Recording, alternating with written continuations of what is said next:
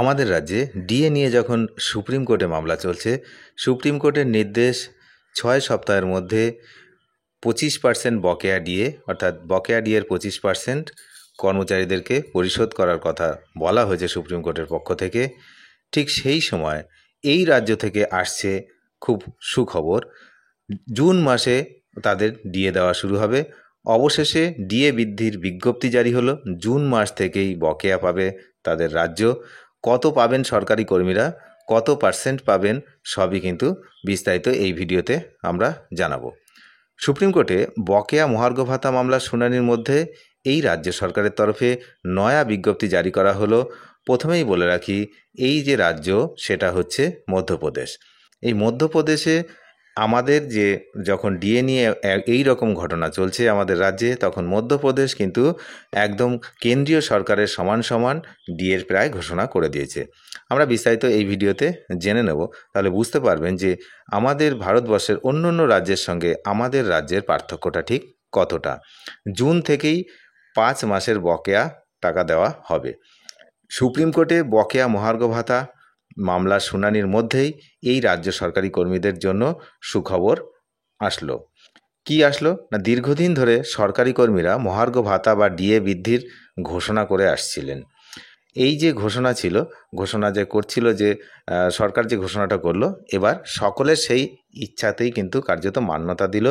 অর্থ বিভাগও এই বিষয়ে নির্দেশিকা জারি করেছে ইতিমধ্যে। এখন ওখানকার কর্মচারীরা 55% ডিএ পাবেন। রাজ্যের প্রায় 7.5 লক্ষ কর্মচারী এর সুবিধা পাবেন। তো কয়েকদিন আগে মুখ্যমন্ত্রী এই ডিএ বৃদ্ধির ঘোষণা কিন্তু করেছিলেন, সেটা পাকাপাকি বাস্তবিত করা হলো। এখন কিন্তু আপাতত এই 5 মাসের বকেয়া কিন্তু মিলবে, এমনটাই জানা যাচ্ছে। এই সিদ্ধান্তের পর ওই রাজ্যের সমস্ত সরকারি কর্মচারী কেন্দ্রীয় সরকারের কর্মচারীদের সমান ডিএ পাবেন। এই জন্যই আমি এই ভিডিওটি করতে বসলাম, কারণ কেন্দ্র সরকারের মতো ওই রাজ্যের যে কর্মচারীরা রয়েছে তারাও কিন্তু সরাসরি একই রকম ডিএ পাবেন, অর্থাৎ 55% ডিএ পাবেন। প্রসঙ্গত উল্লেখ্য, এই যে রাজ্যের কথা আমরা বলছি, আমি প্রথমেই বললাম যে এই রাজ্য আসলে মধ্যপ্রদেশ। সরকারি কর্মচারীদের জন্য এই যে ডিএর বৃদ্ধির ঘোষণা করেছে তাদের মুখ্যমন্ত্রী মোহন যাদব। তো মধ্যপ্রদেশের মুখ্যমন্ত্রী কিন্তু এই যে ডিএ বৃদ্ধির ঘোষণা করেছে, তাদের যে বিজ্ঞপ্তি, সেই বিজ্ঞপ্তি অনুসারে 1 জুলাই 2024 থেকে 30 এপ্রিল 2025 পর্যন্ত বকেয়া অর্থ যথাক্রমে জুন, জুলাই, আগস্ট, সেপ্টেম্বর এবং অক্টোবর 2025 এই মাসের 5টি সমান কিস্তিতে দেওয়া হবে, পরিশোধ করা হবে। তাহলে জুন থেকে কিস্তি শুরু, 5টি কিস্তিতে সমস্ত বকেয়া, তাদের যে বকেয়া রয়েছে সেটা কিন্তু পরিশোধ করে দেওয়া হবে। যদি রাজ্য সরকারি কর্মচারী 1 জুলাই 2024 থেকে 31 মে 2025 সময়কালের মধ্যে অবসর গ্রহণ, মৃত্যুবরণ করেন, তাহলে বকেয়া অর্থ তার মনোনীত সদস্য দেখে এককালীনভাবে প্রদান করা হবে। যে কথাটা আমাদের রাজ্যের জন্য অনেকেই প্রশ্ন করছিলেন আমার কাছে, যে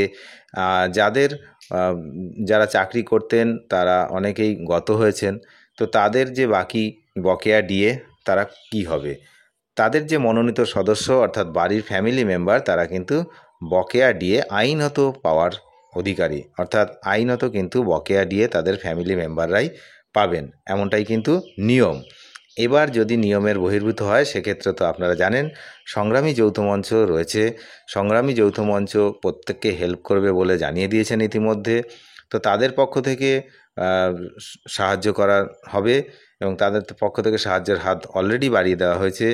যে যখন ডিএ ঘোষণা হবে যে কবে থেকে পাওয়া হবে বা কবে দেবে, যদি কেউ বঞ্চিত হয় সেক্ষেত্রে কিন্তু সংগ্রামী যৌথ মঞ্চ তার হয়ে মামলা করতেও প্রস্তুত, এমনটা কিন্তু অনেক আগেই সংগ্রামী যৌথ মঞ্চ জানিয়ে দিয়েছে। সুতরাং আমাদের রাজ্যের যে সমস্ত বকেয়া ডিএ রয়েছে, ডিএ প্রাপক যারা রয়েছেন, তাদের ক্ষেত্রে চিন্তার কিছু নেই।